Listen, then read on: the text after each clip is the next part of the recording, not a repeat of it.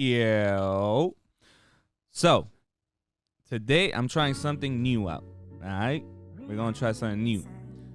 I'm gonna start telling y'all about my journeys that I be having whenever like I'm not posting Baba Sucia stuff, or if I'm not posting anything on this newly thing I'm about to start soon. Not yet, but soon. I'm gonna start a daily podcast. I'm gonna give you a little bit of more information on that. My daily podcast, which is gonna be done, is gonna be an audio podcast based, no visuals, no nothing, just straight up audio, so you guys could just laugh and listen to it. So you guys don't have to watch it or anything, or like take time out of your day to watch it. You get to listen to it, put it on the radio, whatever the fuck it is that you want to do. But today I'm gonna be telling y'all about this. Oh, also, before I get off the note. So there's another thing I was gonna say too, like because I'm doing this audio podcast, I also wanted to involve radio, right? Playing people's new hits, like local talents, where I'll be charging them, I'll be like, if they want to play their music, I'll be charging them like, $2 to play half the music, $5 to play the full music. And then if you want to do a whole interview, we're providing a service of like, we'll sit down, we'll digest your whole entire album, whatever song, whoever has an album that's coming out, we'll digest the whole album together, where I would sit there and we'll go over it, and I'll sit there with you and we'll listen to your whole album and digest every single song that's on the album, which that would be like 150. Say what? Obviously it makes sense. And if you guys, if that's, I don't know how that could be too much. You guys are like, that's crazy, because it's like, think about it. You're wasting somebody's whole day. We're sitting together to talk about your music. Think about that. So yeah, always put that into consideration. Some people may say I shouldn't say that, but I don't really give a fuck what people gotta say, because alright, so I don't have to say much. But what I would say is,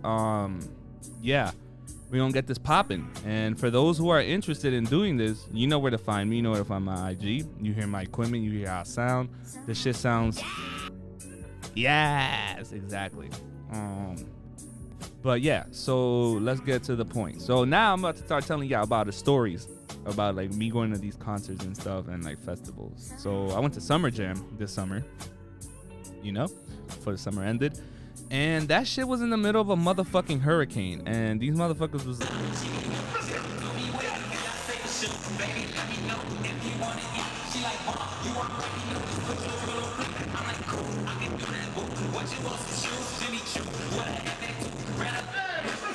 like Dante fucking Wilder, like, we gonna have this concert. And I was like, yo, y'all wildin'. But, it's not my say. My plug got me in there, and I've been out of the game for not quite a long time, but was out of the game because of COVID. COVID ruined it for everybody else. But what I would say is it got very lit. So as I was at the concert, so I'm gonna tell you exactly detail for detail how I felt about the concert, how it was, if it was fun or if it was gross, if it was lit, if it was like, the part. But there's gonna be moments in this whole entire like episode of whatever this is that I'm doing. It's called Chronicles of Festivals. Baba Sucia edition. So yeah, what we're gonna be talking about is how the festival went and how everything was down to the nitty gritty. So my contact contacts me, which is the man Cyrus. Shout out to my homie Cyrus. He gets me connected my connect gets me in there, and I'm working, and as I get there, I'm literally he's like, hey, you want to go cover Summer Jam? He tells me like 2 days beforehand. I'm like, all right, cool, I'll go. I get there. I literally I had texted him. I said, yo, there's gonna be a storm outside. Like, can you let me know what's going on with that? He goes, nah, you be all right. I'm like,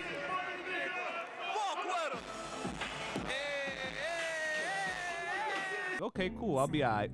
So I get there, and the storm is getting crazy. I'm talking about crazy beyond like nutty, like the Nutty Professor.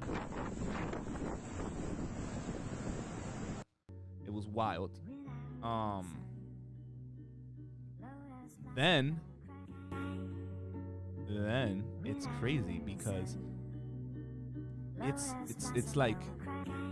it's crazy because it was raining so hard to the point where I was just like, yo, this is like bananas. How am I gonna deal with this?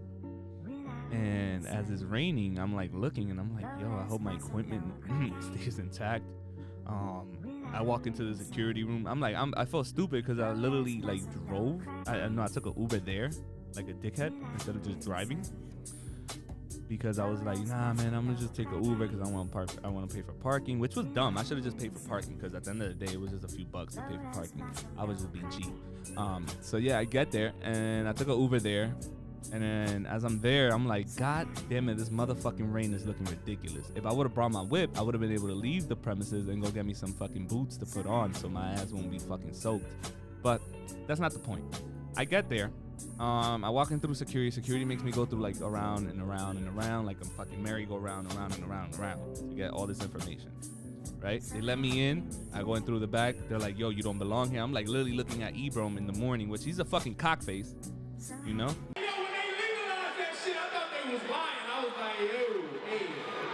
Met the man before, but he's a cockface. I meet him there, and I'm like, what in the fuck is going on here? So I start looking. I'm like, oh, shit, this is pretty lit. I see Ebrom. But then they tell me, oh, I can't be around there. I'm not allowed there. Now, Summer Jam is mad complicated. This is where Summer Jam starts to get very corny with his rules. It's like, oh, you're a cameraman, but they don't tell you where you're going because it's so hectic. Like, you can't blame them, though, because it's hectic, but they need to have somebody to organize that. Like, if you got to connect, there needs to be a connect for the people who are, like, photographers, who are outside sources that they have hired in. That's what I feel like they should do. But it was lit. Long story short, I get in there. As I get in there, my fucking pants are now soaked because these motherfuckers had me going around in a fucking circle just to find certain things. I get my pass, I get in, I go and I speak to my connect, she gets me in. As I'm in there, they don't tell you where you're going. Like, if you're outside, like, source camera dude or whatever, and you're working, like, they don't tell you where you're going. They literally made it very difficult. Like, the security guards was being dickheads for no fucking reason. Like, it was like, kind of like, bro, I'm here to do work for y'all, and y'all have all these rules to get into the pit. Like, what the fuck? I'm the cameraman. I'm literally here because you guys hired me through an outside source. But that's not the point, because I was just like, suck my dick. You know my body. We the strongest out here. And then, like, as I was standing there, right, and I'm watching this go down, they're literally making it mad difficult for all of us. I'm like, I have all these passes, all these bands, all these bullshit. I'm like, why the fuck do we have all these bands if we're not gonna be able to get in? So they're like, oh, you know, yeah, you need to have your connect here to bring you in, whatever. So I call whoever the fuck I could find. We finally find this white dude who was fucking cool. Shout out to that white guy who let me in. That nigga was the shit. So I got in, and I'm looking, I'm like, all right, cool. He says to us, and I quote, and this is why I fucked with him heavy. This is why I fucked with him heavy. And I say this, and I can say this, that I fucked with him heavy because of this. And he was a cool white dude. He said, yo, I know what it's like to be in the struggle. I remember when I used to be a freelance writer and I didn't get signed by anybody, and I used to try to go in and get into these festivals and get into the pit. And there were people who would help me. And I want to be those people for y'all. But if I'm gone and y'all leave this pit, y'all fucked, because it's going to be hard to find me. But I said fair enough, so I never left. So you already know, once I got home, you know, that bathroom I exploded in it, but that's not the point. Anyway, so we get into the pit. After all this shit, wait, let me not even talk about the pit. Let me talk about what happened when I got in there. So I got in there. They ain't got me anywhere. So my ass, you know me, Curious George, I start walking around. And I walk my way around this place. And as I walk around the place, I look around and I'm like, wow, this is really nice. So nice. Like, they had mad cameras that I could have robbed, but I didn't, because I had a camera myself that was just as nice. I had 2 cameras, by the way. So I took pictures and stuff. I was taking pictures of stuff around, and then I look, and I'm looking to my left and my right, and I'm like, wow, like, there's so many cameras, so much stuff. And I'm sitting in the live, I think it was like the Rock Nation, whatever it is, the Rock Nation camera crew or whatever it was, because they were recording for Tidal. And I was just like, wow, this is lit as hell. And I start looking around and I start seeing things. I'm like, yo, this is like fire. I start seeing like mad dope shit come out. Then like they had food, so I snagged all the food and snacks. They had like this weird ass water that I've never seen before. They're like some fancy shit that, like, if you work for the company, you be alright and the shit will be fire. Like, they'll let you, like, you know, you can take it as many times as you want. So I did. I took as much as I want. I had, you know, my pen, because I was not gonna roll in with weed, because weed stinks, and that shit stinks up the whole place. And I'm not trying to be that one motherfucker that has the whole place smelling like shit. And then everybody looking at me like, yo, you got weed, bro? Like, that ass? You're not gonna be professional? So I brought my pen. My pen is senseless. Got it from my homie, you know. Can't put his name out there, but he knows who he is. I got it from him. Shout out to you. You know who you are. You know who the fuck you are, bruh. I'm not gonna say your name. You know what? It starts with a G. That's my homie. He knows who he is. Yeah, so I got my pen from my homie, you know, so I'm over there lit. By the time I get into the show, you know, they finally got me out in the real pit. You know, it's fucking raining hard as fuck, right? I'm talking about, it was pouring. I was like, I hope my camera doesn't get fucked up, because it's not mine, it's my sister's. And if she would have found that shit out, I'm dying. Like, I'm fucking getting murked. She's gonna assassinate me with the quickness. So I get my things, I get my stuff, start taking pictures. The first person I see is my baby Sucia. You know?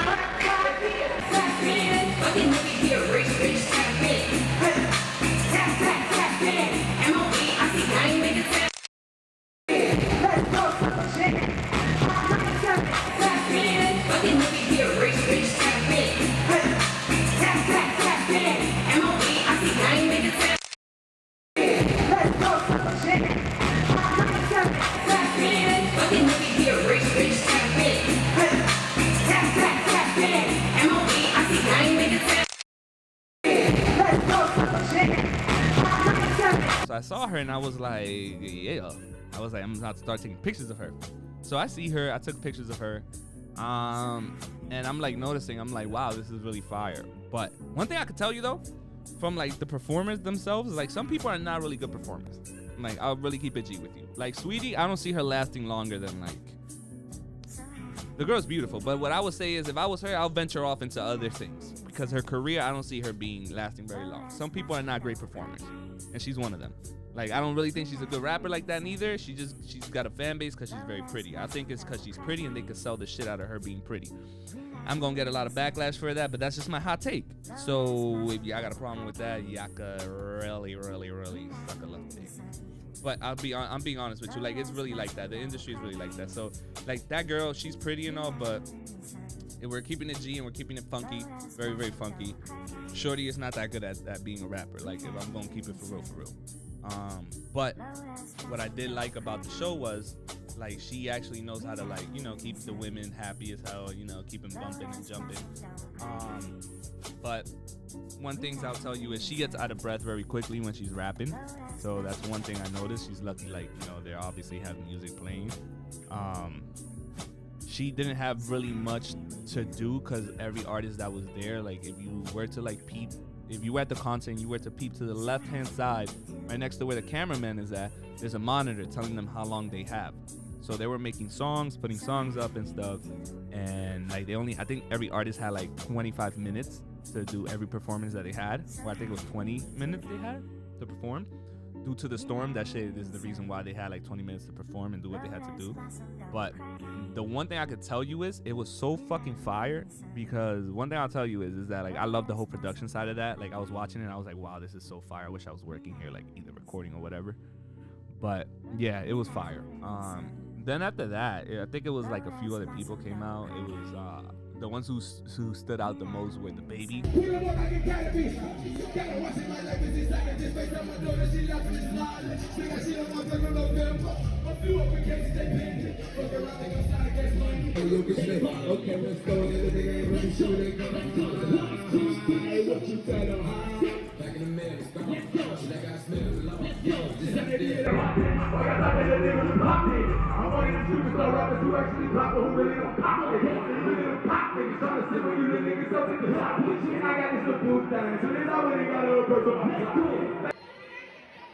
Okay, New York, check this out. You wanna know why you gotta keep your eyes on me, New York? Why you say that?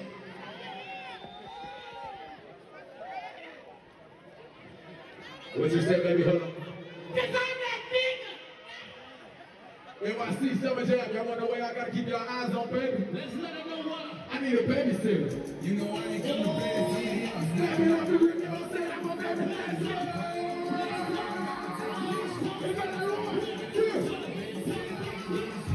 That there's a monitor telling them how long they have.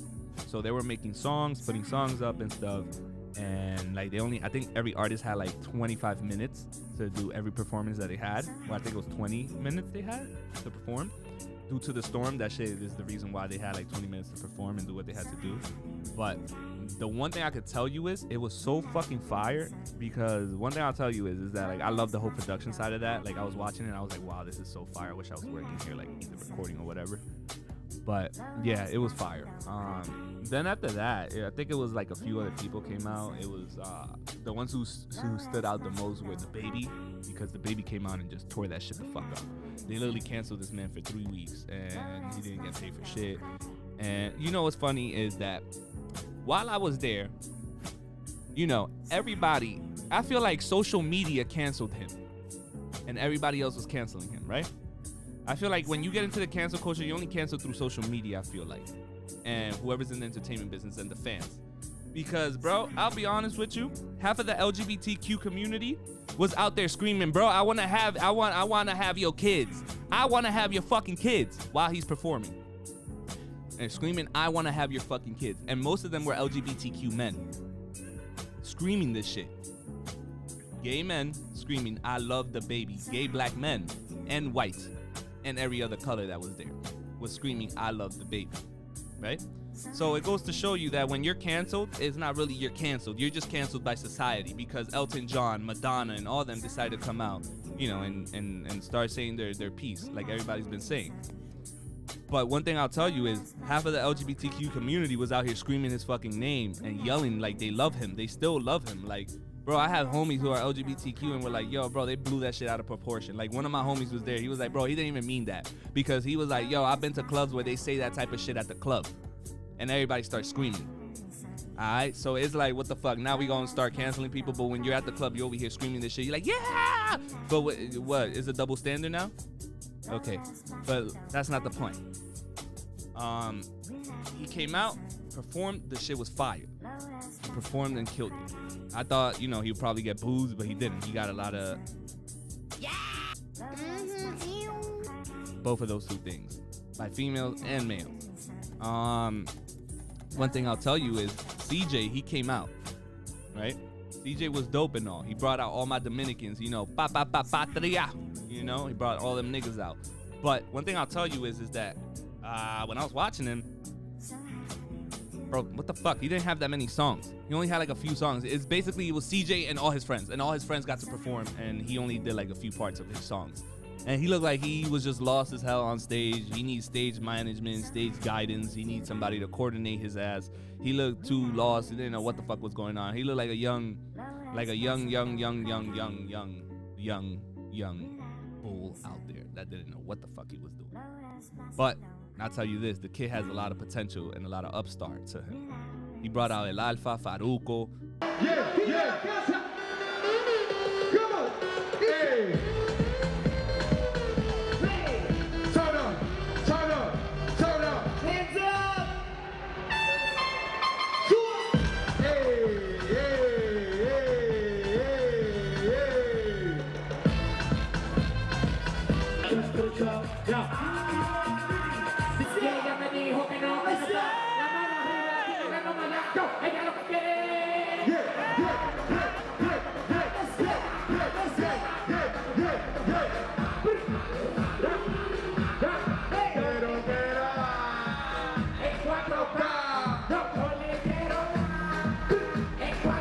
You know, when you're bringing out these people, shit changes. Once you bring out El Alfa, and bro, you're introducing like people into a world. You're introducing our world to other people. So I thank him for that. But CJ, how many times can you drop fucking Whoopty, my G? How many times can you drop Whoopty? I was like, yo, I low-key was waiting when I was there watching him. I was like, yo, he's probably gonna drop hella Whoopties. Mad remixes, and mad people gonna pop out to the remix. But that was lit. That was fun. The next person was that he brought out was Dream Dog.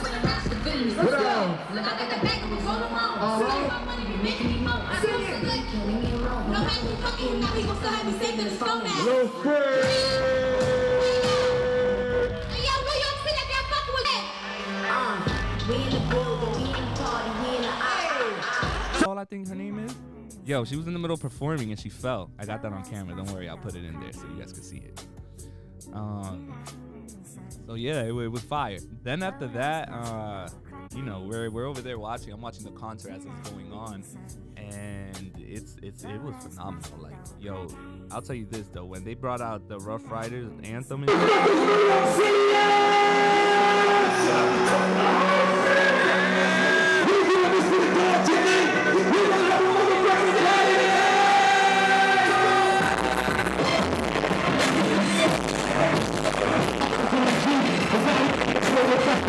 shit, and they had Bobby Shmurda come out, all that shit was lit. Oh, before I forget, somebody's Titi was out there with her fucking titties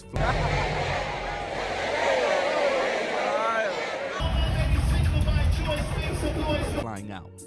That was the craziest shit. Somebody's Titi had her whole entire tetas out. Don't worry, I'll post that too in the visuals while I'm making this video / like, you know, podcast thing. I'll add like my photos and stuff that I have, quick little videos so y'all can see. But somebody's Titi was out here fucking shining her whole entire tetas all over the place. It was wild. It was wild. I think I might put that on my Patreon. Or I might just even like leave it, like I'll edit it, like, you know, censor the titties and shit, you know. But yeah, my Patreon account, I'll put it on that too so y'all can see it. It was lit. And yeah, somebody's drunk ass Titi was out here with her titties.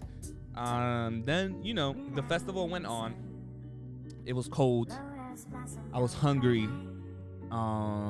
The raindrops were starting to get in my camera, so I had to put my cameras away at this point. So I literally was just like, fuck it, I'm gonna just enjoy the show now. And I was just like, you know, like, I gotta do what I gotta do, like I have to watch it. So now I was watching it, my phone dies, so that now I'm in the shitter because my phone is dead. I don't have anything to like really like record with, so now I'm like just enjoying it like a regular person. So I'm just like, fuck it, this is how I'm supposed to enjoy it. I guess God had his plan to like let me enjoy it visually. So I watched the Bobby Shmurda. I could tell you this, Bobby Shmurda fucked that shit up. Oh my God, Bobby Shmurda is lit. Littest performer I've ever seen. I love it. I think they had Busta Rhymes come out. That shit was fire. Wu-Tang came out. CJ brought out Wu-Tang, so I was like, oh shit. Method Man looked like he wanted to snuff CJ because CJ looked like he was too lit out of his ass that he didn't know where the fuck he was supposed to stand at. He kept getting in people's way. And yeah, you could tell this motherfucker wanted to swing at him. And I was like, yo, chill. But Method Man looked brolic as shit. That nigga's like 6'7". That was one. Then after that, you know, the show went on. It was fire. I enjoyed it. People were there, you know. Yeah, people were there enjoying themselves. The festival was amazing. People that were there were not as beautiful. They were actually ugly. Summer Jam got some ugly ass fans. I'll be honest with you. They really do got some ugly ass fans. I went to Made in America, and bro, I literally saw Vicky Chase. If y'all don't know who Vicky Chase is, she's a motherfucking porn star. In Philadelphia, I saw her. I was like, what the fuck? The fuck you doing out here, Vicky Chase? Thought you was slick. I see you. And I was like, oh shit, she out here. But yeah, the festival was lit. I just hated the backstage. If I'm really gonna wrap this up and tell you like a quick synopsis of this, I hated the backstage shit because it was bullshit. You weren't able to enjoy anything. It really was whack because the backstage process, they were like, you had to like literally ask to see if they would let you in there to take pictures of certain celebrities. I also saw this guy. Y'all know who this guy is. Hold up, let me start playing his music so y'all know who that is up. You're gonna know who I'm talking about. And once I play it, y'all gonna be like, oh, that's my shit. That's my shit. Don't worry, I got y'all right now. And I'm gonna be like, oh, this motherfucker got the best fucking equipment. And this is why I be telling motherfuckers I charge. Because to move this shit out of my house, it costs a lot of money to move this shit out of your house. And if this shit falls and breaks, guess what? Nobody's paying me back for that shit. So that's why I charge. And if you want a good process, you wouldn't go to Walmart and ask them to change their prices, right? Not throwing no shade, but throwing shade, you know? But yeah, this is the song that they were playing, and it was pretty fire. It's called, it's by Capella Gray. Capella Gray is the man. So I performed this, and then, you know, A Boogie brought him out too and started performing, which that shit was fire. I'm mad as hell I don't got footage of any of that. But once he came in with this shit, it was over. Like once he came in with this, oh God, it was donezo. Like the women went wild. Hold up, let me get this right because I fucked it up. But I'm telling you, it was over. Women were out here like dying. The Titi with the titties out, she was wilding. Titi was wilding out here with her titties all out and stuff. I was like, ooh, Titi's going crazy. And she was out here shaking her titties and we was like, yo, chill. I guess somebody had told her to put her titties away. And then like when he came back out, he started playing this. Yo, titties started flying. I was like, oh my God. Slide right to my side, I know. And I was like, oh, this is lit. And I was like, oh, that's the dude that sings it. But what I was surprised to, one thing I'm gonna tell you that I was surprised about, a lot of these artists are all like 5'8" and smaller. I was like, bro, what the fuck? You're smaller than me, my G. But it was lit because when I was there, these artists actually allowed you to like talk to them and like, you know, you could tell them how much you appreciate them and they were like, yo, thank you so much. And like, you know, a lot of them were humble. A lot of them are not. But the Migos, oh my God, when the Migos came out, boy, you already know I was wildin'. I was like, what? They started playing Avalanche. I said, ooh, hold up. I was like, I was like, was a Rolling Stone, but now I got Rolling Stones in the hold up. Ooh. Mama and home all alone, hustling, trying to keep this shit Together. together. Ooh. Young niggas smoking on gas, I'm living too fast, my foot on I was wildin'. I heard these motherfuckers. I was like, oh man, don't do this to me. Don't do this to me. If a nigga ever try me or play me, I buy him. Yeah, man, you know what's up. So I was out there. I was wildin' the fuck out. When I heard the Migos come out, man, it was like, yo, oh man. Every time they never disappoint. They never disappoint. Migos always get it down. But yeah, that was the wrap up of my Chronicles at fucking Summer Jam. So the shit was very, very, very, very much lit. It was litty than the motherfucking titty. Alright, so that's a wrap on the Chronicles of the festivals.